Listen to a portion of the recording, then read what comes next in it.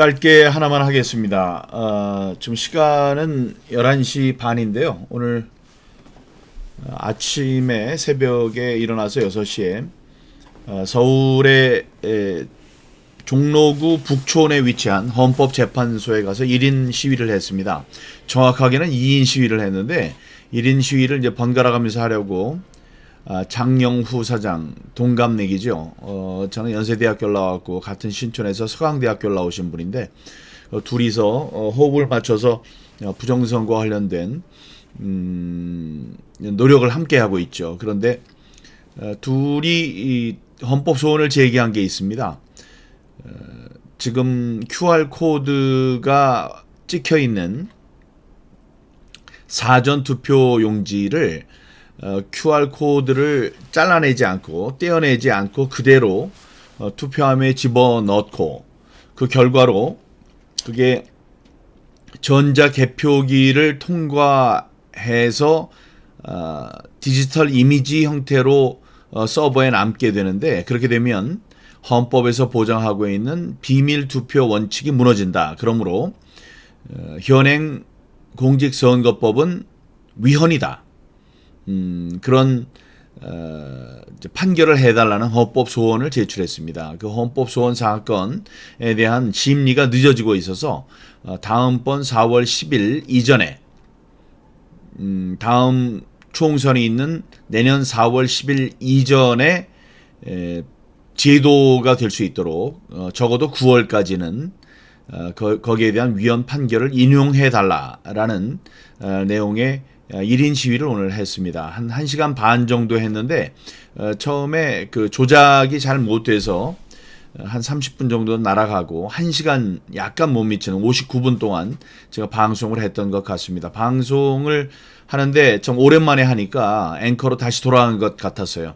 무슨 사건 사고를 1시간 동안 중계하는 것 같은 그런 느낌이었습니다. 그런데 이제 두 가지 점을 여기서 좀 얘기해 드리려고 합니다. 한번 잠깐 보실까요? 요게 오늘 여기 뭐 사진을 제가 따로 찍은 게 없어서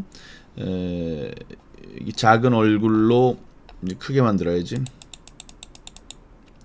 장영우 사장님이 해상도가 좋지 않습니다. 장영우 사장님이 여기 들고 계시고 QR 코드와 기표 투표지가 합쳐지면 공개 투표가 된다. 무슨 얘기냐면 QR 코드로 사람 찾아내는 거 보셨죠? 우리들이 쓰레기통에, 그러니까 고물상에 들어가 있는 투표 용지 하나를 발견을 했었습니다.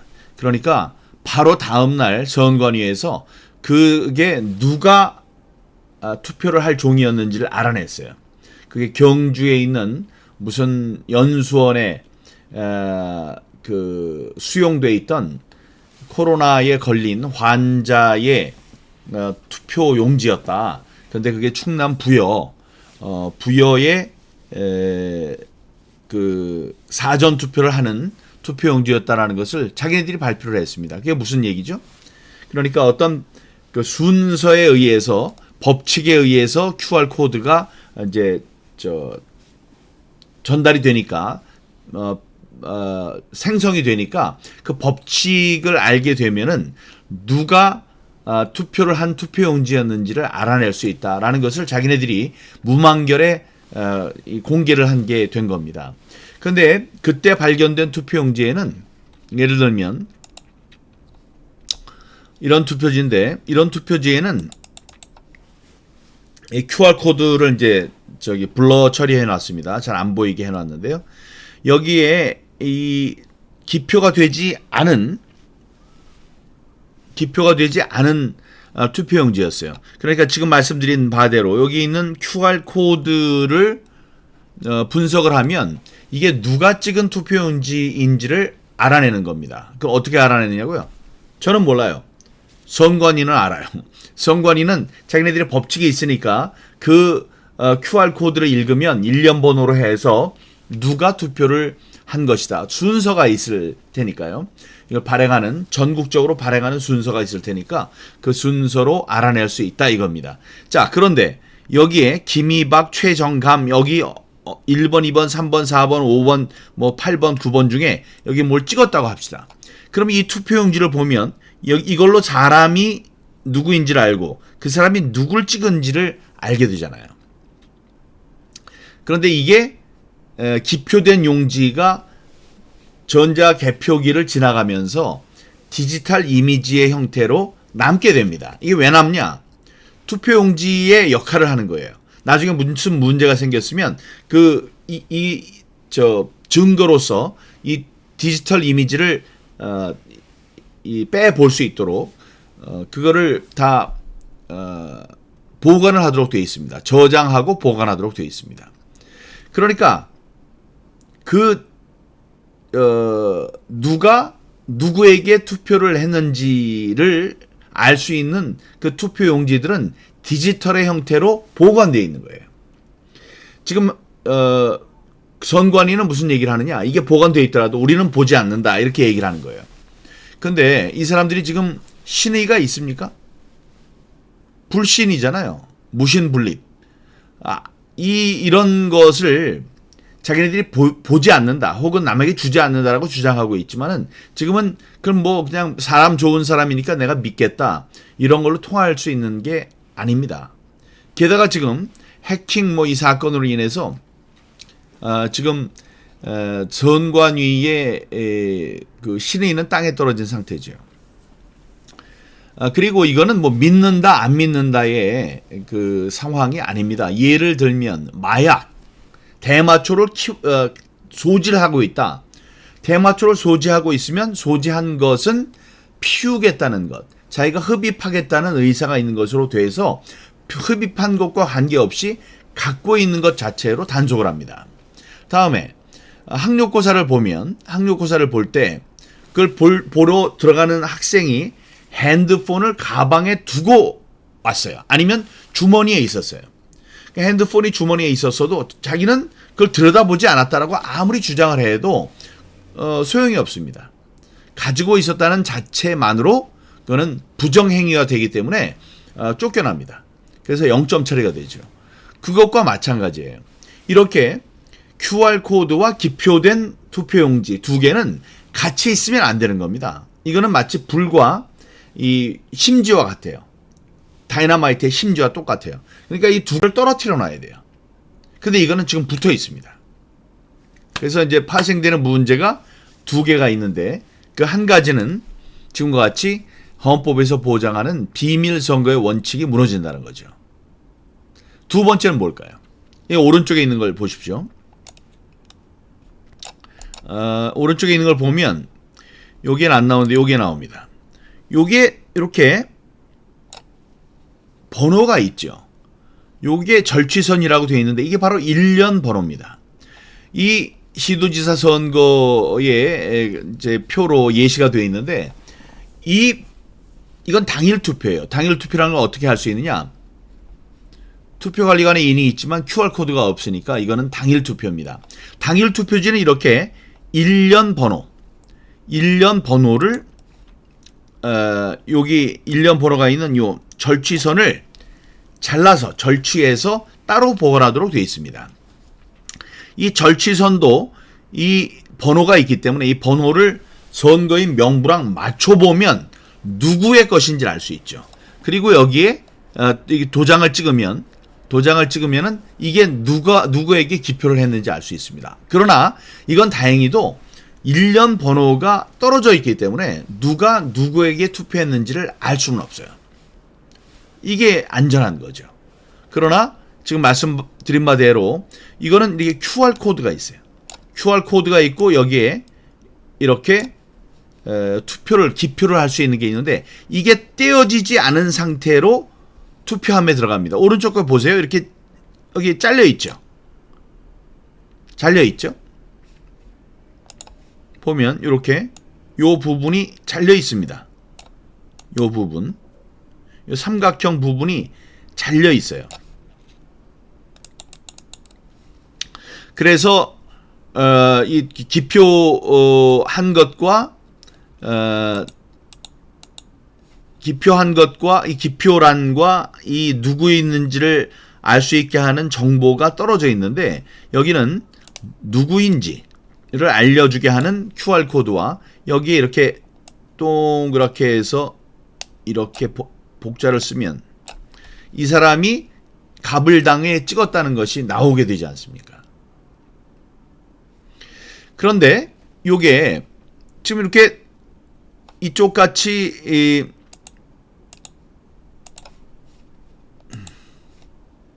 요게 떨어지면요, 요 떨어진 표를 1년 번호를 따로 보관하기 때문에 그 숫자를 세면 몇 명이 투표를 했는지를 알 수 있습니다. 당일 투표는 몇 명의 유권자들이 투표를 했는지 알 수 있습니다. 그러니까 조작이 불가능하죠. 이걸 다 갖고 있으니. 그러나 어때요? 이거는 이 QR코드 째 들어가요. 그러니까 QR코드가 들어있는 수백만 장의 투표용지를 만들어서 막 집어넣어도 확인할 방법이 없습니다. QR코드를 따로 떼내야지 QR코드만 세서 그 사전 관내 투표, 사전 관외 투표를 어디에서 몇 명이 했구나를 알 수 있는데 이걸 떼지 않았기 때문에 막 쑤셔 넣어도 검증을 할 수가 있는 게 아니잖아요. 검증을 못하는 거 아니에요. 그러니까 투표를 투표지를 늘리거나 줄일 수 있다. 이래서 부정선거를 빌미가 된다. 부정선거를 할 수 있는 그 이유가 된다. 이런 얘기입니다. 그래서 두 가지 QR코드는 원래 또 쓰지 않도록 되어 있죠. 법에는 막대형 바코드라고 되어 있기 때문에 이거는 막대가 아닙니다. 막대로 점으로 되어 있지 이게 막대로 보이질 않죠. 이 사람들이 이걸 2차원의 막대 형태다라는 헛소리를 하고 있는데 그건 거짓말이에요. 잘못된 거예요. 그 사람들이 그걸 주장할 필요가 없는 거예요. 무슨 의도가 있으니까 막대 모양으로 된 바코드를 QR코드로 바꾼 겁니다. 자, 이 QR코드를 쓰지 말아야 되지만 QR코드를 또 이제 쓴다고 하더라도 요거를 잘라서 보관을 해야 되는 이유는 첫 번째, 이게 공개 투표가 된다. 비밀 투표. 내가 누구 찍었는지를 몰라야 되는데 나중에 사람들이 알고 민경욱이는 예를 들면 윤석열을 찍었어. 그럼 이명박이라는 사람이 저를 박해할 수 있잖아요. 아니면 반대로 윤석열 입장에서 내가 이명박을 찍었다. 그럼 대통령이 돼서 자기를 찍지 않은 나를 박해할 수 있습니다. 나한테 못되게 굴 수 있어요. 나의 직장을 빼앗을 수 있고 그런 거예요. 그러니까 무서워서 비밀 투표가 아니면 무서워서 투표를 못하게 되죠. 거기 하나가 있고 비밀 투표의 원칙이 사라진다는 것 하나와 이 QR코드를 잘라내지 않고 그냥 집어넣기 때문에 이 일련 번호를 갖고 있어서 나중에 세면 알 수 있는 몇 명이 투표를 할 수 있는지를 알 수 있는 이 당일 투표는 집어넣고 가짜표를 집어넣고 빼고 할 수 있는 가능성이 줄어듭니다. 그것도 마음 먹으면 어떻게 할 줄 모르지만 그게 안 되는데 것과는 다르게 QR코드는 같이 들어감으로 해서 도대체 사전 투표, 사전 관내 투표를 어디에서 누가 몇 명을 했는지를 알 수가 없다. 그러니 부정선거의 온상이 된다. 하나는 비밀 투표의 원칙이 사라졌다. 또 하나는 부정선거의 온상이 된다. 그러므로 QR코드를 잘라서 따로 보관을 해야 된다. 이거를 이제 우리들이 헌법 소원을 낸 겁니다.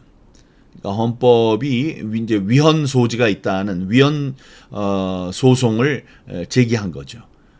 법은 체계가 있죠. 법률이 있고 위에 헌법이 있습니다. 그 밑에 조례, 규칙, 대통령령 이런 것들이 있는데 이 아래에 있는 법령들이 위에 있는 법이나 그 위에 상위법들을 어긋나는 법을 만들 수 없도록 되어 있습니다. 법 체계상. 가장 높은 법은 지금 헌법이죠. 밑에 있는 이 헌법에서는 이 투표의 4대 원칙을 정하고 있거든요. 비밀선거, 직접선거 같은. 근데 여기 비밀선거를 규정해 놓은 헌법의 조항에도 불구하고 밑에 알면서 그랬는지 모르면서 그랬는지 모르지만은 밑에 있는 공직선거법이 위에서 정한 비밀선거의 원칙을 위배하고 있다. 이렇게 되면 안 되기 때문에 오늘 아침에 이렇게 가서 우리들이 1인 시위를 이제 했습니다. 여러분, 요 내년 총선이 1년도 남지 않았어요. 그러면 내년 4월 전에 하면 되지 않느냐? 그 임박해서 하면 법을 고칠 수가 없습니다. 적어도 6개월은 필요합니다. 6개월이 필요하다는 것은 지금 이제 9월, 올해 9월, 적어도 늦어도 9월 달에는 이게 나와야 돼. 그래서 10, 11, 12, 1, 2, 3 이때까지 법을 고치고 제도를 바꿀 수 있습니다. 그래야지 다음번 실시되는 4월 10일 총선에서는 22대 총선에서는 QR코드를 떼고 QR코드를 뗀 상태에서 우리가 사전투표를 할 수 있게 되는 거죠. 그러면은 누가 누구를 찍었는지도 모르게 되고 다음에 QR코드에 숫자가 있으니까 함부로 사전투표에 막 투표용지를 집어넣는 그런 부정선거를 할 수 없게 되는 것입니다. 예, 오늘 아침 고생했죠. 그래서 지금 이 시간이 됐는데 굉장히 졸리거든요. 오늘 뭐 잘 또 쉬어야 되고 또 내일 할 일이 있으니까요. 하지만 우리들이 이런 일을 하고 있다 해서 1인 시위를 이제 했습니다. 1인 시위를 하는데 이제 1인 시위를 오늘 가서 1시간 동안 떠들었어요. 거기 헌법재판소장도 들어가고 9명의 헌법재판관들이 이제 들어갔습니다. 헌법재판관들도 대법관입니다. 저스티스라고 불리는 사람들이에요. 그 사람들에게 얘기했습니다. Justice delayed is justice denied. 지연된 정의는 정의가 아니다. 지연된 정의는 부인된 정의다. 그러니까 힘이 있을 때 적시에 자기의 판단을 내리지 않으면은 정의를 실천해야 되는 자리에 앉아 있는 사람들이 그 정의를 실현하지 않는 사람들이 돼서 역사의 주인이 된다. 그런 얘기를 크게 하고 왔습니다. 많이 응원해 주시고 관심 가져 주시고요. 혹시 지금 인천에서 저희까지 가는 데는 6시에 일어나서 다 하고 뭐 운전을 1시간 반 동안 하고 가야 되거든요. 아주 힘든 일이고 오면서도 막 졸면서 운전을 했는데 이 근처에 있는 분들이 1인 시위 함께 나서 주시면 좋겠죠. 그럼 1인 시위를 순번을 돌아가면서 하는 게 어떨까 이런 이야기를 했는데 오늘은 그 결론을 내지 못했습니다. 혹시 관심이 있는 분들은 저에게 연락을 해주시기 바랍니다. 오늘 여기까지 하겠습니다. 감사합니다. 지금까지 민경욱 TV였습니다.